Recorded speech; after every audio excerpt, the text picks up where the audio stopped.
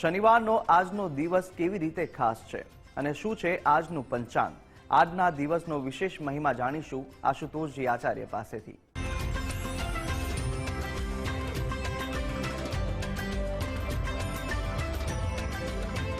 શ્રી ગણેશાય નમઃ। તપોભૂમિ ગુજરાતમાં આપ સર્વ દર્શકોનું હાર્દિક સ્વાગત છે। આજે વાત કરીએ દિન મહિમામાં। આજે તારીખ થઈ રહી છે 6 જાન્યુઆરી 2024। આજનો વાર છે શનિવાર। આજની તિથિની વાત કરવામાં આવે તો આજે તિથિ બની રહી છે માક્ષર વદ દશમ। આજનું નક્ષત્ર એટલે સ્વાતિ નક્ષત્ર બની રહ્યું છે। આજનો યોગ બની રહ્યો છે ધૃતિ યોગ। આજના કરણની વાત કરીએ તો આજે વણિજ કરણ બની રહ્યું છે અને આજની રાશિ અર્થાત તુલા રાશિ, અર્થાત જે બાળકનું જો અવતરણ આજ રોજ થાય એની જન્મ રાશિ તુલા ગણાશે। જે પ્રમાણે એના નામના વર્ણના અક્ષરો રહેશે ર અને ત, આ પ્રકારે નામકરણ કરું શુભ અને હિતાવહ સાબિત થાય। જાણીએ આજના દિવસના સૂર્યોદય અને સૂર્યાસ્ત વિશે। તો આજે સૂર્યોદયનો સમય સવારે 7 કલાક અને 13 મિનિટે રહેશે, જ્યારે સૂર્યાસ્ત સાંજે 6 કલાક અને 15 મિનિટે રહેશે। જાણીએ આજના દિવસના શુભાશુભ મુહૂર્તો વિશે। શુભાશુભ મુહૂર્તોમાં આજે પહેલા રાહુ કાલમનો સમય રહેશે સવારે 10 કલાક અને 4 મિનિટથી પ્રારંભ કરી 11 કલાક અને 25 મિનિટ સુધી। અભિજીત મુહૂર્તનો સમય આજે રહેશે બપોરે 12 કલાક અને 24 મિનિટથી પ્રારંભ કરી બપોરે 1 કલાક અને 7 મિનિટ સુધી। વાત કરીએ વિજય મુહૂર્તની। વિજય મુહૂર્તનો સમય બપોરે 2 કલાક અને 25 મિનિટથી પ્રારંભ કરી બપોરે 3 કલાક અને 5 મિનિટ સુધી વિજય મુહૂર્ત રહેશે। જાણીએ આજના દિવસના ઉપાય વિશે। તો આજે ભગવાન હનુમાનજીને આરાધના કરવી, બજરંગ બાણનો પાઠ કરવો આજે આપના માટે મંગલકારી સાબિત થઈ શકે છે। આપનો દિવસ મંગલમય બની રહે એ જ અભ્યર્થના। જય ભવાની।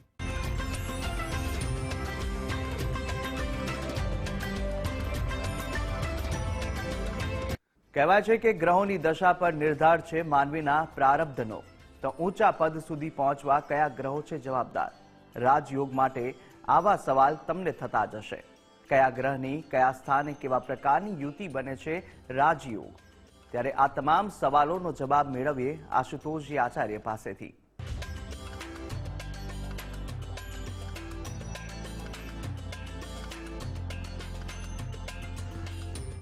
આધ્યાત્મિક મહાશક્તિમાં આજે આપણે વાત કરીએ રાજયોગ વિશે। શું તમારી કુંડલીમાં રાજયોગ છે કે કેમ? રાજયોગ કોને કહેવાય? આપણે એની પર વાત કરી કેટલા પ્રકારના રાજયોગ હોય છે। સામાન્ય દ્રષ્ટિએ જ્યોતિષમાં કેટલાક પ્રકારના રાજયોગોનું વર્ણન કરવામાં આવ્યું છે। રાજયોગ અર્થાત સત્તા, ઊંચી પદ અને એક કહેવાય છે સત્તાવાન બનવું, એક ન્યાયાધીશ બનવું, આ બધી ઊંચી જે પદાવલી છે એને ઉપર વિરાજમાન થવું રાજયોગ કહેવાય છે। રાજયોગ કેટલાય પ્રકારના હોય છે। આપણે જાણીએ કયા કયા પ્રકારના રાજયોગ છે અને શું આમાંથી કોઈ તમારી કુંડલીમાં છે કે કેમ। તો સૌથી પહેલા તો જાણીએ કે રાજયોગનું જીવનમાં રાજા જેવું જેને જીવનમાં સુખની પ્રાપ્તિ થાય એને રાજયોગ કહીએ। કે રાજયોગ અર્થાત રાજવૈભવ, વૈભવમાં જીવવું, ઊંચા પદ ઉપર સ્થિર થવું, સારી વસ્તુઓનો ઉપભોગ કરવો, જીવનમાં સહજતા અને સરળતાની પ્રાપ્તિ થવી, આ બધી સ્થિતિઓને રાજયોગ કહ્યો છે। તો કેટલાક લોકો આ યોગ સાથે જન્મ્યા હોય છે તો રાજગાદી પર વિરાજમાન થઈ એને સિંહાસન રાજયોગ, તો કોઈ પોતાની મહેનત કરીને સિદ્ધિને પ્રાપ્ત કરતું હોય છે ધ્વજ રાજયોગ। આવા કેટલાય પ્રકારના રાજયોગ છે, પણ અનેક પ્રકારના પ્રશ્નો જોવા મળતા હોય છે કે રાજયોગ કઈ રીતે ફળે, કેવા પ્રકારના હોય। કુંડલીમાં રાજયોગ હોવા છતાં ઘણા લોકો દુઃખી જોવા મળતા હોય છે। તો ભૃગુ સંહિતામાં કેટલાક પ્રકારના રાજયોગ વર્ણવ્યા છે, આપણે એના પ્રમાણે વાત કરીએ। તો કુંડલીમાં સૌથી પહેલાની વાત કરીએ સિંહાસન રાજયોગ, અર્થાત મહર્ષિ ભૃગુ જણાવ્યું કે જે લોકોની કુંડળીમાં બધા જ ગ્રહો બીજા, ત્રીજા, છઠ્ઠા અને 8મા અને 12મા સ્થાનમાં વિરાજમાન હોય, આ સ્થાનો સિવાય બીજે ક્યાંય ગ્રહ ના હોય તો એવા લોકોનો જન્મ મહાન રાજયોગ સાથે થયો હોવાનું જાણવું જોઈએ અને આને જ સિંહાસન રાજયોગ કયો છે, જેના કારણે આ યોગથી જન્મેલી વ્યક્તિ સિંહાસન પર બેસતો હોય છે, અર્થાત એ રાજા બને છે। આજના સંદર્ભમાં વાત કરીએ તો ઉચ્ચ પદાધિકારી બને, કોઈ સારો એવો સિદ્ધ નેતા બને. તો આવી જો કુંડલીમાં સ્થિતિ બની હોય તો સરકારી નોકરીમાં પણ ઉચ્ચ સ્થિતિ ઉપર ઉચ્ચ ક્ષેત્રમાં એ વિરાજમાન થતો હોય છે, જે તમામ પ્રકારના નિર્ણયો લઈ શકતો હોય છે. તો આ સ્થિતિને સિંહાસન રાજયોગ કહ્યો છે. સામાન્ય રીતે કોઈ વ્યક્તિએ પોતે સામ્રાજ્ય વિકસાવ્યું હોય મોટું અને સીધો બાળકનો જન્મ થાય એટલે બાળકને એ સીધી જ ગાદી પ્રાપ્ત થતી હોય છે. તો એ સિંહાસન રાજયોગ જન્મતાની સાથે રાજયોગ લઈને આવવું, અર્થાત એ વારિસ બનવું કે જગ્યાને એ અધિપતિ બને. દાખલા તરીકે કોઈ વ્યક્તિ મોટી કંપની બનાવી છે, ઘણી વિકસિત થઈ ગઈ છે, એ વ્યક્તિ ગમે તે મહેનત કરી પણ એનું બાળક જ્યારે થશે તો એ બાળક સીધો જ એ ગાદીનો એ કંપનીનો માલિક બનશે. અર્થાત આ સિંહાસન રાજયોગ છે. એવી જ રીતે બીજો કુંડલીમાં બને છે ધ્વજ રાજયોગ. જે વ્યક્તિની કુંડલીમાં 8મા ભાવમાં અશુભ ગ્રહો શનિ, સૂર્ય, રાહુ હાજર હોય અને ગુરુ, શુક્ર, ચંદ્ર જેના શુભ ગ્રહો ચડતા એટલે કે પ્રથમ ભાવમાં હાજર હોય તો તેને ખૂબ જ ભાગ્યશાળી કહેવામાં આવે છે. એવું માનવામાં આવે છે કે આવા લોકો ધ્વજ નામના રાજયોગ સાથે અવતરિત થયા છે. આ લોકોનું સમાજમાં સન્માન થાય છે, તેઓ મહાન રાજનેતા બનીને ઉભરી આવે છે. જ્યારે પાપ ગ્રહો કુંડલીના 8મા સ્થાનમાં અને શુભ ગ્રહો કુંડલીના પ્રથમ સ્થાનમાં હોય ત્યારે આ ધ્વજ યોગ માનવામાં આવે. અને આ ધ્વજ યોગ વાળી વ્યક્તિ જીવનમાં કહેવાય છે પોતાની જાતે આગળ વધી અને ઉચ્ચ રાજનેતાના પદ પર સ્થિત થતી હોય છે, રાજનેતા બનતી હોય છે, લીડર સારામાં સારો એ સ્થાપિત થઈ અને આ તમામ પ્રકારના વૈભવને ભોગવતો હોય છે. તો કુંડલીમાં બીજો છાપ રાજયોગ પણ બનવામાં આવતો હોય છે, જેની કુંડલીમાં ગુરુ તેની રાશિ મીન અથવા ધનુ રાશિમાં વિરાજમાન હોય, શુક્ર તુલા રાશિમાં વિદ્યમાન હોય એટલે ગુરુ સ્વગૃહી ગૃહ હોય, તુલા રાશિનો શુક્ર સ્વગૃહી હોય, તેઓ સંપત્તિની ખૂબ જ ભાગ્યશાળી હોય છે. જ્યારે ગુરુ અને શુક્ર બંને સ્વગૃહ હોય, શુક્ર તુલા રાશિમાં જ હોવો જોઈએ, જ્યારે ગુરુ મીન અથવા ધનમાંથી કોઈ પણ રાશિનો હોય.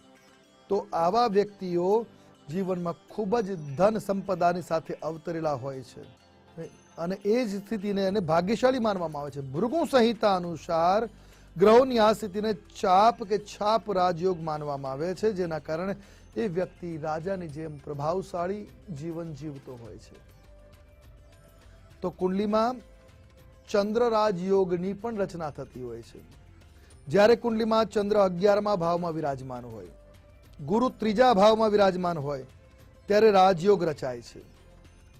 આ રાજયોગ સાથે જન્મેલ વ્યક્તિ રાજા સમાન હોય છે, પોતાના સમાજમાં ખ્યાતિ અને સંપત્તિ મેળવે છે. આ રીતે કુંડલીના 5મા ભાવમાં બુધ અને ચંદ્ર 10મા ભાવમાં હોય તો પણ રાજયોગ બનતો હોય છે. કુંડલીમાં 5મે બુધ હોય અને 10મે ચંદ્ર હોય તો પણ એક રાજયોગ બનતો હોય છે, જેને આ પ્રકારના રાજયોગને ચંદ્ર રાજયોગ કહેવાય છે. ચંદ્રના કારણે બનતો રાજયોગ. વ્યક્તિ પોતાના જીવનની અંદર બધું જ સામર્થ્ય પ્રાપ્ત કરી શકતો હોય છે.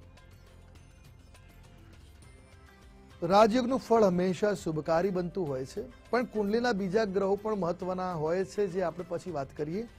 તો પછી બીજો એક યોગ છે કુંડલીમાં રાજયોગ ઉત્કૃષ્ટ ગુરુ દ્વારા બનતો રાજયોગ. જન્મ કુંડલીમાં ગુરુ કર્ક રાશિમાં હોય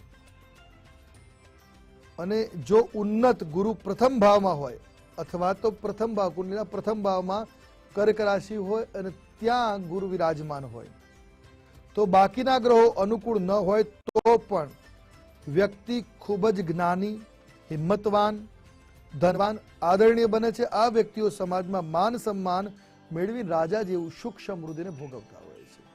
કુંડલીમાં કર્ક રાશિમાં ગુરુની સ્થિતિ હોય અને પ્રથમ સ્થાનમાં કુંડલીમાં હોય તો પણ આ જ પ્રકારની સ્થિતિ રાજયોગ જેવી એના જીવનમાં જોવા મળતી હોય છે. બુધ ચંદ્રના સંયોગના કારણે પણ રાજયોગ બનતો હોય છે. જો કુંડલીના જેમની કુંડલીમાં ચંદ્ર અને બુધ બંને એક સાથે વૃષભ અથવા કન્યા રાશિમાં વિરાજમાન હોય, બુધ અને ચંદ્ર વૃષભ અથવા કન્યા રાશિમાં યુતિમાં હોય તો તેઓ પોતાની વાણી અને ચતુરાઈથી જીવનમાં અપાર સફળતાને પ્રાપ્ત કરે. ભૃગુ સંહિતા અનુસાર ચંદ્ર અને બુધની આ સ્થિતિના રાજયોગ રચાય છે, જેના કારણે આ લોકો રાજકારણમાં ઉચ્ચ પદને પ્રાપ્ત કરે છે. તો આ રીતના કુંડલીમાં એક 6 પ્રકારના રાજયોગ વર્ણવ્યા છે.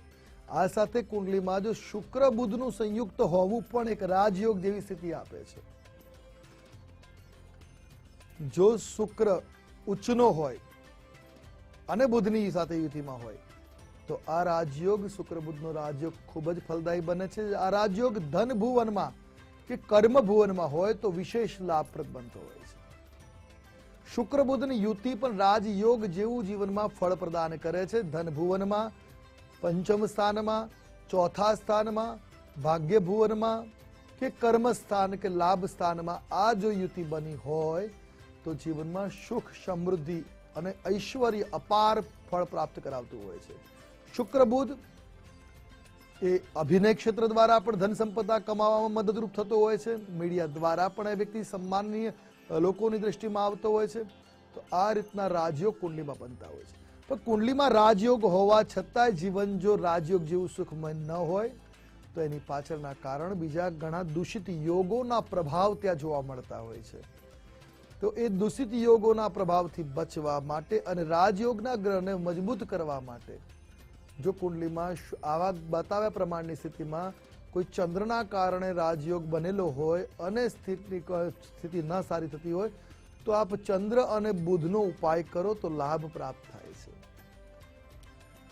ગુરુ ગ્રહની આરાધના કરવાથી ગુરુના લીધે બનેલા રાજયોગમાં લાભ થતો હોય છે. શુક્ર અને બુધના કારણે રાજયોગ બન્યો હોય પણ રાજયોગનું સુખ ન હોય તો શુક્ર અને બુધની આરાધના કરવાથી એ રાજયોગનું સુખ મળે છે. જે ગ્રહોની યુતિના કારણે રાજયોગ બને બંને ગ્રહોની વીંટી કે મુદ્રિકા ધારણ કરવાથી પણ લાભ મળતો જોવા મળે છે. જીવનમાં તમામ પ્રકારના સુખ સુવિધાઓ દરેક વ્યક્તિ ઈચ્છતો હોય છે પણ ક્યાંક કોઈક વ્યક્તિને પાછળથી સુખ મળતું હોય, કોઈકને શરૂઆતમાં મળતું હોય તો કુંડલીમાં જો દોષ હોય, યોગની સાથે દોષ બનવાના છે તે દોષ બનેલા હોય દોષનું સમાન કરાવી અને જે યોગો છે એને જાગૃત કરવા માટેના ઉપાય કરવા જોઈએ જેનાથી લાભ અવશ્ય મળે છે. અને આપના જીવનમાં પણ જો રાજયોગ હોય અને અટકતો હોય તો એ રાજયોગને સમૃદ્ધ બનાવવા માટે જે તે ગ્રહના કારણે જો રાજયોગમાં અટકાયત હોય તો એ ગ્રહની આરાધના કરો, લાભ અવશ્ય મળશે. આજે બસ આટલું જ. કાલે ફરી મળીશું નવા વિષય સાથે, નવી વાતો સાથે. કાલે મળીએ ત્યાં સુધી મને અર્થાત આશુતોષ સાથે રજા આપશો. મળીએ ત્યાં સુધી મને મારા જય ભવાની.